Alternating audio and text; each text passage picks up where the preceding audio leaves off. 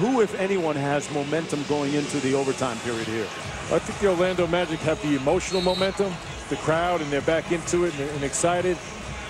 But I'm still concerned with, with the Indiana Pacers, their depth and their front line. The longer this game goes, I think the depth will wear on the Orlando Magic squad. What does it say about the Pacers' inability, and I alluded to it, their inability to close out Orlando late in the game? They had a double-digit lead. I mean, the elite teams are able to do that, and Indiana wasn't able to do that here, correct? Well, their offense has struggled really throughout the series. They had a few decent games, but they're only scoring 89 a game. Their offense, as I said earlier, has been at best sloppy and choppy. That worked to Orlando Magic's advantage to get into overtime. Let's see if they can fight them off. I think the Pacer front line will show up big here in the overtime. Indiana controls the tip. Barbosa starts the overtime. Goes into West. He wheels on Turkoglu and right by that masked man for the bucket. Again, caught and went right away. That time got all the way to the rim. Previous two possessions, they tried that. He went a little too early. The defense got their hand on the ball. Forced turnovers. So the West has 24 for the Pacers. Nelson and Davis in the two-man game. Here's Redick off the pin down. Couple ball fakes and draws the foul from Roy Hibbert.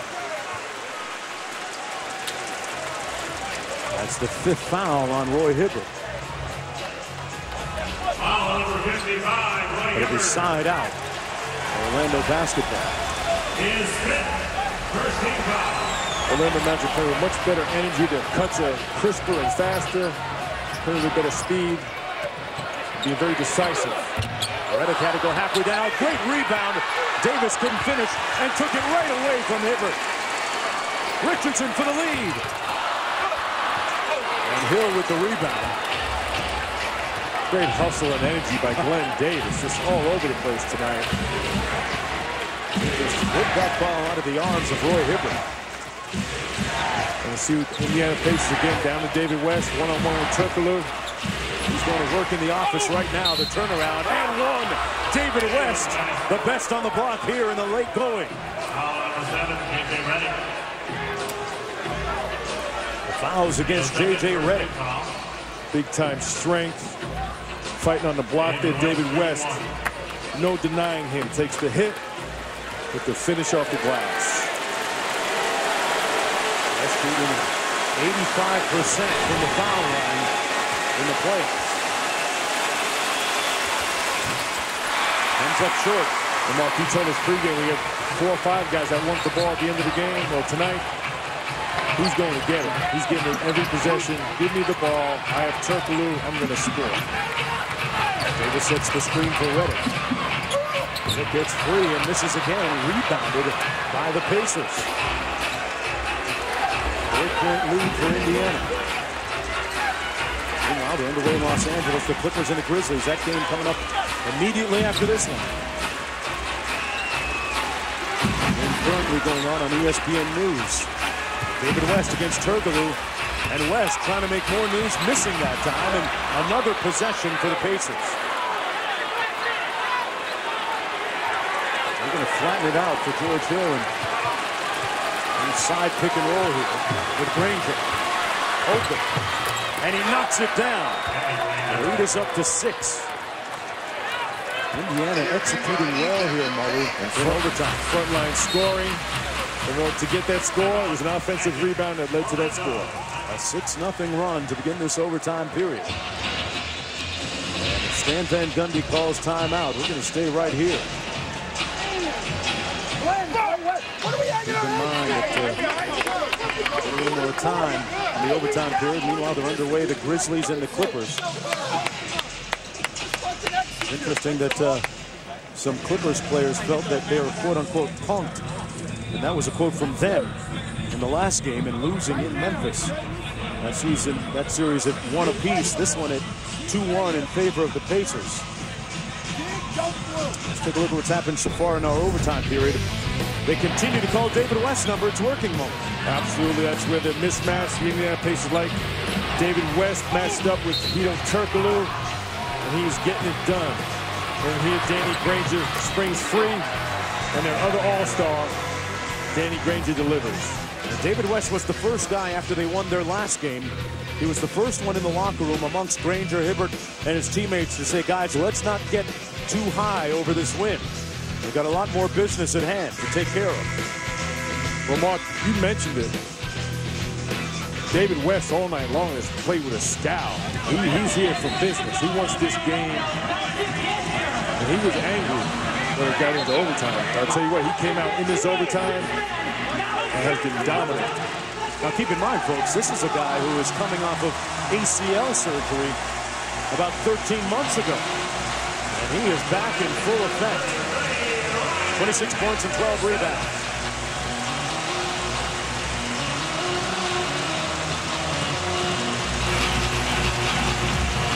Orlando needs one here. Out of the timeout, it's Nelson. Anderson couldn't quite get open for three. Davis with the screen for Nelson. 8 on the shot clock. Jamir into the paint. Reddick. Richardson for three. Got it! They ran it right down to the end of the shot clock.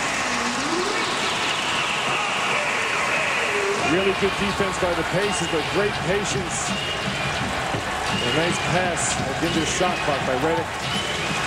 Granger. Rebounded by Orlando and Davis. And a chance to make it a one-point game or tie with a three. It's going to be a kick ball against David West. Under 2 minutes to go in overtime.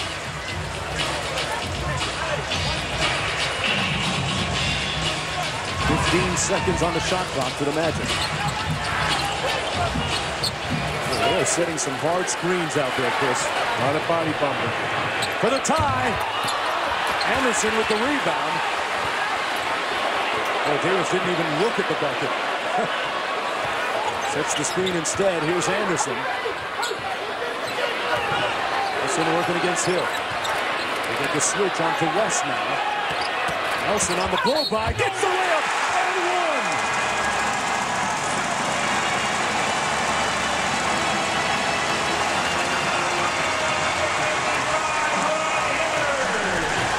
Nice read by Jamir. He's got David West, the big man, instead of taking a jump shot. Takes him off the dribble.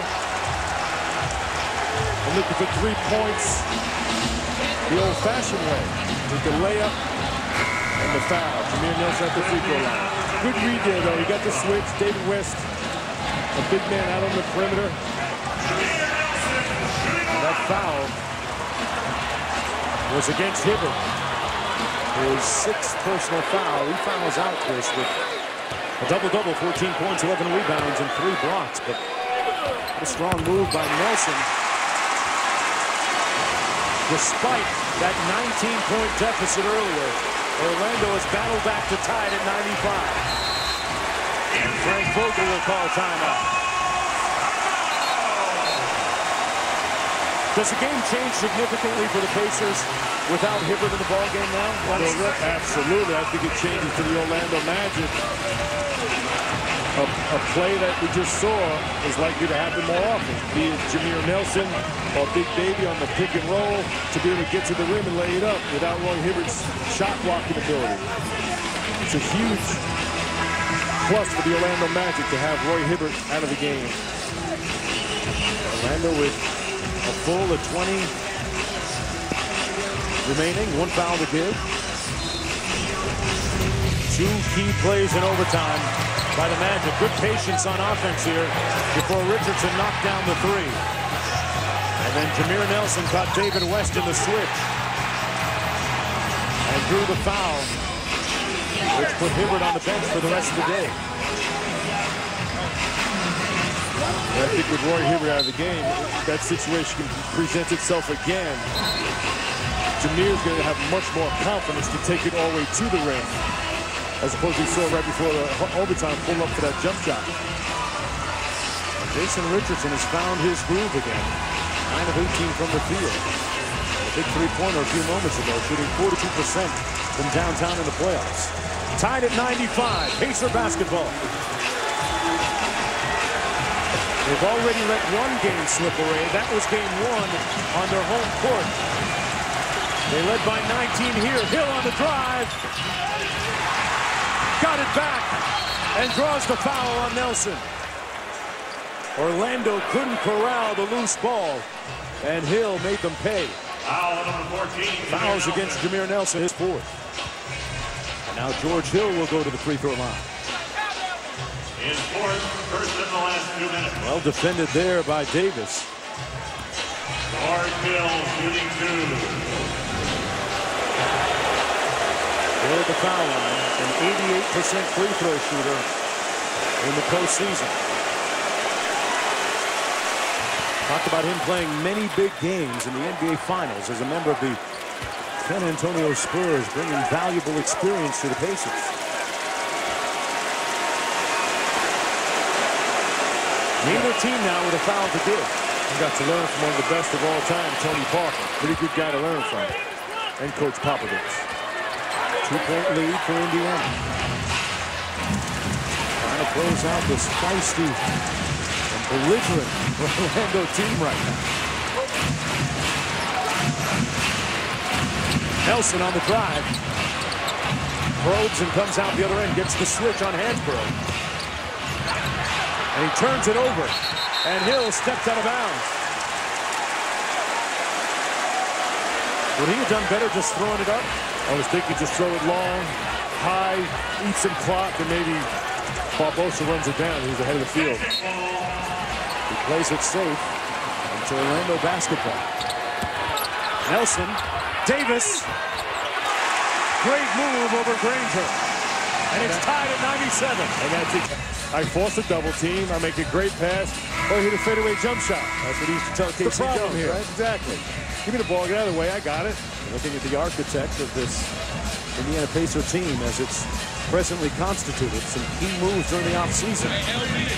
Signed David West as a free agent. And that draft day deal acquiring George Hill. And he's done it all. Superstar, incredible, legendary player. He was a great coach. I played for him for 3 years. He was a one. Look at his record, incredible winning record. And he's been a great front office guy. So the legend continues. The hit from French Lick. Well, they need to stop right here.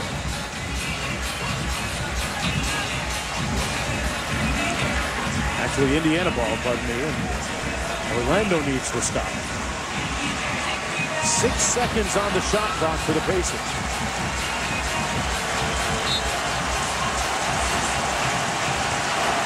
West out top, working against Davis. Hill on the baseline, gets it to go. He parked himself on the baseline and took a nice feed from West. And that is a tough shot. That's one of the toughest shots in basketball. It's not a jump shot, it's not a layup. Nelson, Hansbrough switches. Davis with the mismatch underneath. Oh, what a shot! Big baby, big clutch.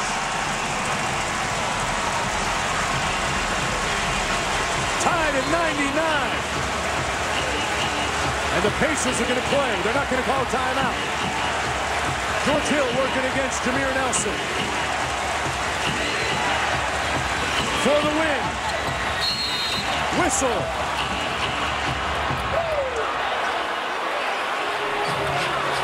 Foul number 14. And we got a foul on Jameer Nelson with 2.2 to go. Penalty situation in effect. With 2.2 to go. That's going to put George Hill on the free throw line. Wow.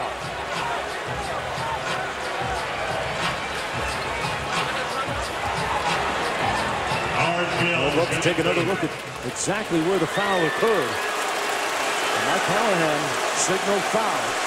And Hill, an 88% free throw shooter for 2. One more look at it. Well, he got that left.